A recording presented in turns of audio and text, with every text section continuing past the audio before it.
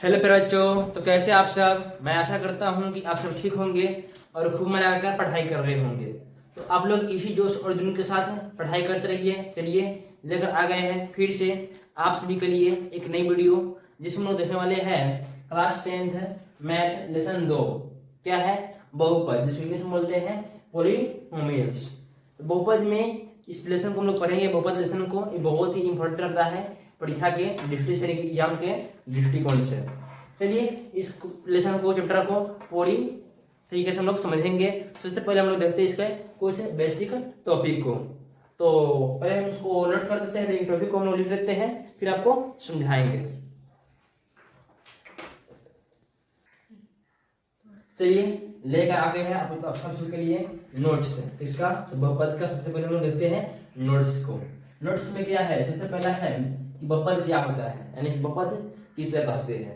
तो अचर गुणे चर, यानी कि अचर और चर के घात का गुणनफल बहुपद कहता है। क्या? अचर और चर के घात, अचर और चर, देखिए अचर और चर के घात का गुणनफल बहुपद कहलाता है। इस तरह से हम लोग बहुपद का परिभाषा दे सकते हैं कि अचर और चर के घात का गुणनफल क्या कहलाता है? तो बहुपद कहलाता है। इसका फॉर्मूला क्या होता है? तो अचर गुणे चर का घात।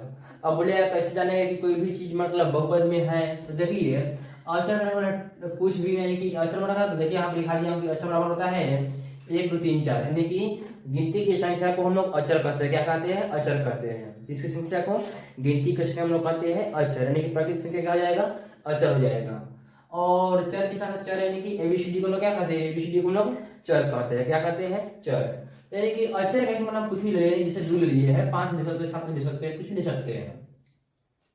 तो इसमें से हम लोग क्या ले लिए हैं? हम ले लिए हैं 2 ले लिए हैं। और चर में हम लोग कोई भी एक ले लेते हैं, जैसे ले लेते हैं x, और पावर में ले लेते हैं 1। और एक लिखे नहीं लिखे बात एक ही होता है। एक जगह हम लोग 3 ले सकते हैं, 2 ले सकते हैं, 10 ले सकते हैं, 20 ले सकते हैं, कुछ भी ले सकते हैं ना। तो वही बात है, यानी कि बहुपद क्या होगा? तो अचर गुणे चर के घात रहेगा, उसे क्या कहेंगे? उसे हम लोग बहुपद कहेंगे। हम लोग इसको अचर है, ये चर है, इस घात है, यानी कि पावर है। इतना आपको समझ में आ गया होगा। अब चर किसे कहेंगे? तो एबीसीडी को हम लोग क्या कहेंगे? चर कहेंगे, यानी कि एबीसीडी से लेकर क्या बोलते हैं जेड तक हम लोग क्या कहेंगे? चर कहेंगे। और क्या बोलते हैं अचर किसे कहेंगे? तो 1 2 से लेकर अनगिनत तक पूरा क्या कहलाता है? अचर कहलाता है। अब बात क्या है कि बहुपद होने के लिए शर्त क्या क्या रहेगा, यानी कि कैसे जानेंगे कि बहुपद है, कैसे जानेंगे कि बहुपद नहीं है। तो सबसे पहला शर्त है यह है कि चर हमें रूट में नहीं होना चाहिए। क्या? चर रूट में होना ही नहीं चाहिए। जैसे एक कथी जगह देख लीजिए, चर रूट में होना चाहिए, कथी हुआ देख लीजिए एग्जाम्पल में चर रूट में होने की, यानी कि जैसे एक्स रूट में होना चाहिए, एक्स कहना चाहिए रूट में नहीं होना चाहिए, यानी कि चर बना चाहिए एबीसीडी में, यानी कि एबीसीडी में कोई भी संख्या रूट में नहीं होना चाहिए। क्या? रूट में नहीं होना चाहिए। कोई भी संख्या हो रूट में होगा तो बहुपद नहीं होगा, बहुपद नहीं होगा। भले कोई भी हो, भले बोलेगा कि 2 अब रूट x है, फिर भी नहीं होगा, फिर भी नहीं होगा। ऐसा कुछ भी रहे तो क्या बोलते हैं? वो नहीं होगा, वो बहुपद नहीं होगा। इतना आप लोग समझ लीजिएगा। अब बात यहाँ है कि दूसरा क्या है? दूसरा शर्त यह है कि चर के घात में हमेशा पूर्ण संख्या ही होना चाहिए। चर के घात में हमेशा क्या होना चाहिए? पूर्ण संख्या ही होना चाहिए। पूर्ण संख्या का मतलब यानी कि 0 से शुरू होना चाहिए और अनंत तक आगे जाना चाहिए, आगे जाना चाहिए। 0 से लेकर अनंत तक आगे जाना चाहिए, यानी कि पीछे नहीं आना चाहिए। इसको बोलते हैं लोग पूर्ण संख्या। क्या? पूर्ण संख्या। तो देख लीजिए, यानी कि जैसे में कोई लिख देगा, इसका एग्जांपल में देख लीजिए, कर दीजिएगा। जैसे कोई दे दिया कि 2x बटा में 1/2, 1/2 कौन सी जगह? वो परिमेय संख्या है ना। 1/2 क्या है? परिमेय संख्या है, परिमेय संख्या है। या फिर भिन्न संख्या बोलेंगे, क्या बोलेंगे? भिन्न संख्या बोलेंगे या फिर परिमेय संख्या बोलेंगे। जबकि हम बात कर रहा है पूर्ण संख्या का। कथी का? पूर्ण संख्या का। तो पूर्ण संख्या ना है, तो पूर्ण संख्या नहीं है, मतलब बहुपद नहीं है। क्या? बहुपद नहीं है। वही रहा था कि 2x के पावर 0 तो बहुपद हो सकता था, क्योंकि पूर्ण संख्या में 0 आता है तो बहुपद हो सकता था। लेकिन क्या होगा? यहाँ पे 1/2 दिया है, इसलिए बहुपद बिल्कुल भी नहीं होगा, कतई भी नहीं होगा। इतना बात लोगों को समझ में आ गया होगा। अब नेक्स्ट बोला तीसरा नंबर में कि चर हर में नहीं होना चाहिए। क्या? चर हर में नहीं होना चाहिए। यहाँ रूट में था, यहाँ घात में और यहाँ हर में।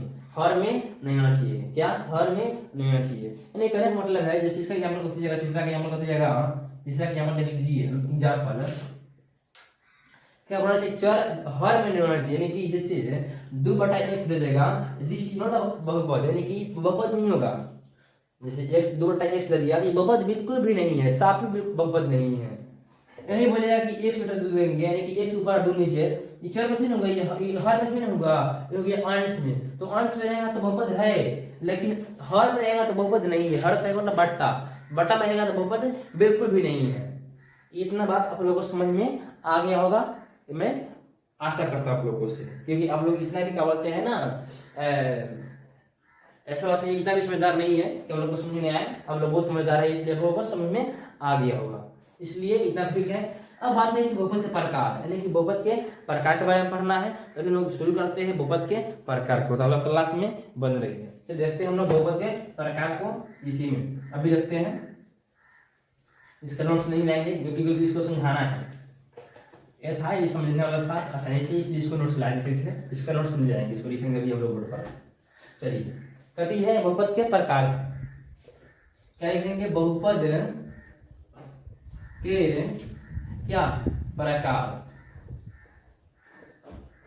तो लिखेंगे कि बहुपद कई प्रकार के होते हैं, कई प्रकार के होते हैं। इस बात को नोट कर लीजिएगा, कई प्रकार का अनेक प्रकार होते हैं, इसकी कोई संख्या नहीं है। अब बोलिए कई से देखिए लिख देते हैं। इससे सबसे पहले तो होता है, सबसे पहले होता है पद के आधार पर बहुपद के प्रकार। पद के आधार पर बहुपद के प्रकार, कभी पद के आधार पर बहुपद के प्रकार के प्रकार। अब बोले आप कौन सा प्रकार देख लीजिए। पहला होता है एक पदी बहुपद। क्या? एक पदी बहुपद, एक पदी बहुपद। दूसरा होता है द्विपदी बहुपद। तीसरा त्रिपदी बहुपद। क्या? त्रिपदी बहुपद। और चौथा, इस तरह से जितना जाएगा ना उतना ही बहुपद जाएगा। जैसे चतुर्पदी बहुपद, पंचपदी बहुपद, षष्ठपदी बहुपद, सप्तपदी बहुपद, अष्टपदी बहुपद, इस तरह से बहुत आगे तक जाएगा। 10 को रहेगा तो 10 पदी बहुपद, 11 को रहेगा तो 11 पदी बहुपद, 50 रहेगा तो 50 पदी बहुपद। यानी कि जितना पद रहेगा ना उतना ही बहुपद मतलब कमान आएगा। अब बोलेगा कि एक पदी बहुपद का एग्जाम्पल दीजिए कुछ, तो समझ में आएगा हम लोगों को। यानी कि जिसमें एक पद हो उसे बोलते हैं एक पदी बहुपद। क्या? जिसमें केवल एक पद हो। जैसे में देख लीजिए 5, 5 केवल एक पद है। 5 क्या है? केवल एक पद है। अब बोलेगा कि 5 1 से जाएगा तभी भी एक पद है, क्योंकि प्लस माइनस नहीं लगा है, नहीं लगा है, जब तक प्लस माइनस नहीं लगेगा है तब तक एक पद है। अब बोलिएगा कि क्या, अब बोलिएगा कि क्या बोलते हैं ना 10 x स्क्वायर एक पद है, लेकिन प्लस माइनस नहीं लगा हुआ है तो एक पद है। और एग्जाम्पल ले लीजिएगा जैसे कि 50 y क्यूब तो भी एक पद है, यानी कि एक पद वाला बहुपद है। बोलिए कैसे? क्योंकि इस समय एक पद दिख रहा है, यानी कि ये आपको यहाँ पे दिख रहा है, ये एक पद, एक पद मिल जाएगा। और दूसरी द्विपदी में देख लीजिए, द्विपदी में समझाते हैं। जैसे 5 प्लस में 3x, देखिए एक पद और दो पद, यानी कि प्लस जो आ गया ना, ये पद को बांट दिया दो भागों में, तो एक पद दो पद। दूसरा में देख लीजिए x स्क्वायर माइनस 2x दे देगा, तो देखिए एक पद दो पद। तीसरा में देख लीजिए कुछ भी लिख सकते हैं आप, 10x स्क्वायर 10 लिख दीजिएगा माइनस 3y क्यूब, कुछ भी लिख दीजिए। देखिए एक पद दो पद, एक हो गया, दो पद हो गया, दो पद वाला बहुपद है, गया है दो पद वाला बहुपद है। अब देख लीजिए तीसरा में लोग इसका तीसरा का एग्जांपल देखेंगे। तीसरा का हम लोग एग्जांपल देखेंगे। तीसरा का एग्जांपल देख लीजिए, इसमें तीनों पद वाला बोल रहा है ना, तो तीनों पद वाला लेंगे। जैसे 5 माइनस 3x प्लस में 3x स्क्वायर, कुछ भी यहाँ पे 2 भी लिख सकते हैं, 3 लिख सकते हैं, 5 लिख सकते हैं, 7 लिख सकते हैं, कुछ भी, न भी लिख सकते हैं कुछ। लिख भी सकते हैं कुछ, नहीं भी लिख सकते हैं कुछ, उसको कोई प्रॉब्लम नहीं पड़ता है, बस 3 पद होना चाहिए। तो क्या कहलाएगा कि कहलाएगा त्रिपदी बहुपद, 3 पद है। अब बोलिएगा कि क्या बताइए 7x प्लस में 5x ये कै पदी बहुपद है? हमारा सवाल है प्रश्न क्वेश्चन कि 7x प्लस में 5x कै पदी बहुपद है, तो आप लोग बोलिएगा कि एगो आएगा 2 पदी, तो नहीं, बिल्कुल गलत है। अब बोलिएगा कैसे? तो देखिए दोनों x वाला ना है, ये 7 को x है, 5 को x है, तो कै x हो गया? तो 12 को x हो गया, कै 12 को, तो दोनों मिल गया ना, तो मिल गया ये पद हो गया, फिर एक पद ऊपर कहलाएगा। अगर यहाँ पे स्क्वायर तो नहीं जुड़ सकता है ना, तो नहीं जुड़ सकता, तो क्या कहलाएगा? द्विपदी बहुपद। इतना बात को लोग ध्यान में रखिएगा। ये हो गया पद के आधार पर। अब हम लोग चलते हैं थोड़ा घात के आधार पर। अब जितना लिखा है सबको आप लोग नोट बना लीजिएगा, ताकि आप लोगों को आगे जाकर समझने में क्या बोलते हैं ना आसानी होगी। अब हम लोग क्या लिखेंगे? हम लोग लिखेंगे यहाँ पे दूसरा में घात के आधार पर बहुपद के प्रकार। क्या? बहुपद के प्रकार, घात के आधार पर बहुपद के प्रकार। पहला में देख लीजिए, पहला होता है एक घाती बहुपद। क्या? एक घाती चाहे इसी बोलते हैं रैखिक, क्या? रैखिक कथी? बहुपद। ये पहला हो गया। दूसरा देखिएगा, दूसरा देखो होता है का, तो नीचे लिख रहे ना, इसका यहाँ पर लिखना पड़ेगा। दूसरा होता है द्विघाती बहुपद। क्या? द्विघाती बहुपद। तीसरा होता है त्रिघाती बहुपद। क्या? त्रिघाती बहुपद। ये तीसरा हो गया। ये पहला है, दूसरा है, ये तीसरा है। कौन? ये वाला तीसरा हो गया। तो पहला में क्या है? एक घाती बहुपद या फिर रैखिक बहुपद। इसमें क्या कहलाएगा? यानी कि जिसका घात केवल एक हो, या एक से अधिक ना हो, यानी कि केवल एक ही होना चाहिए, एक से अधिक नहीं होना चाहिए, एक से अधिक नहीं होना चाहिए। अधिकतम घात एक हो, क्या होगा? अधिकतम घात एक हो, उसे क्या कहेंगे? रैखिक बहुपद कहेंगे। क्या कहेंगे? रैखिक बहुपद। जैसे में देख लीजिए, जैसे में सीधे x, इसमें एक बहुपद है। क्या है? एगो मतलब एक चर वाले, मतलब एक क्या बोलते हैं ना, एक घाती बहुपद है, रैखिक बहुपद है। बोलिएगा 5, तो 5 बहुपद एक घाती नहीं होगा। बोलिएगा कैसे? शून्य घाती बहुपद है। बोलिएगा कैसे? क्योंकि ये मौका बहुपद को मतलब बताए थे, बहुपद को बताए थे कि चर गुणे मतलब अचर गुणे चर के पावर घात होना चाहिए। क्या?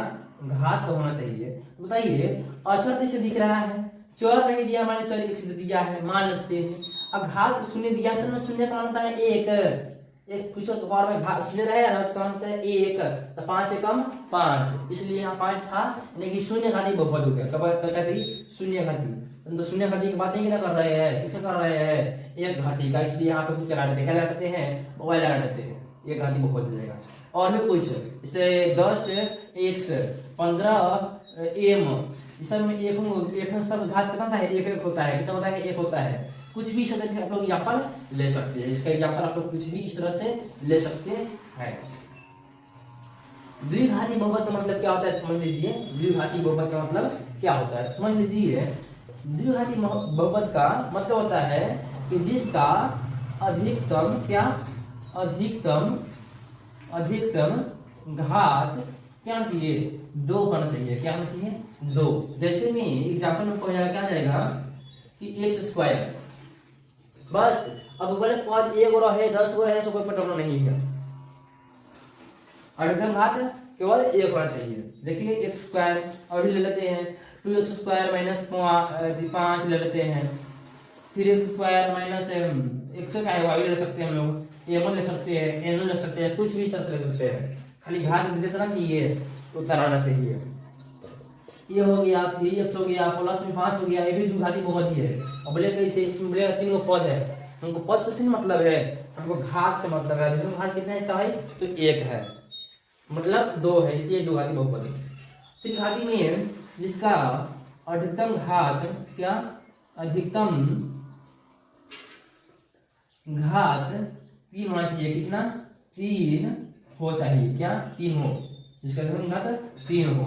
जैसे में एग्जाम्पल में लेते लीजिए, एग्जाम्पल में जाएगा जैसे एक्स क्यूब, फिर बदल लेते हैं 2x क्यूब माइनस 5, और भी 3m क्यूब, जहाँ स्क्वायर यहाँ क्यूब लगा दिए हैं, प्लस में 3x स्क्वायर, प्लस में 6x, प्लस में 10, ये क्या हो जाएगा, त्रिघाती। क्या क्या त्रिघाती क्यों हुआ, क्योंकि अधिकतम घात कितना है, अधिकतम घात आपका इसमें 3 है, इसलिए त्रिघाती। इतना आप लोगों को समझ में आ गया होगा। बहुपद किससे कहते हैं, तो अचर और चर के घात का गुणनफल क्या कहलाता है, तो बहुपद कहलाता है। फॉर्मूला क्या है, तो फॉर्मूला है अचर गुणे चर के घात, अचर गुणे चर के घात।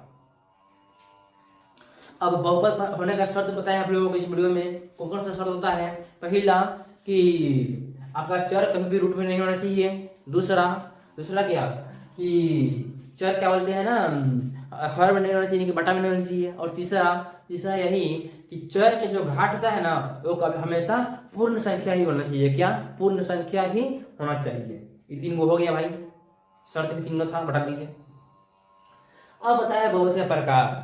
पद के धर्म से पहले बताया हूं कि एक पदी बहुपद होता है, द्विपदी होता है, त्रिपदी होता है। एक पदी में कौन सा होता है, एक पदी में वैसे बहुपद जिसमें मतलब पद एक हो। क्या हो, एक हो। जैसे 2x, 5, 7, 9x square, 10z square, इस तरह से कुछ हो सकता है, लेकिन पद एक ही होना चाहिए। द्विपदी में जिसका अधिकतम पद 2 होना चाहिए।